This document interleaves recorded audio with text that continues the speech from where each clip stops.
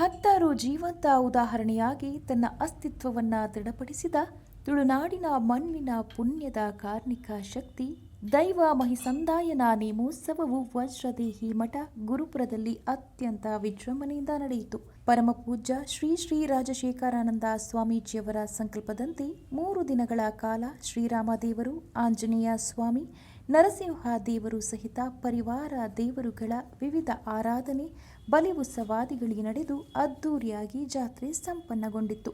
ನಂತರ ನೇಮೋತ್ಸವದಲ್ಲಿ ಖ್ಯಾತ ಚಲನಚಿತ್ರ ನಟ ರಿಷಬ್ ಶೆಟ್ಟಿ ಭೇಟಿ ನೀಡಿ ದೈವದ ಮೊರೆ ಹೋದರು.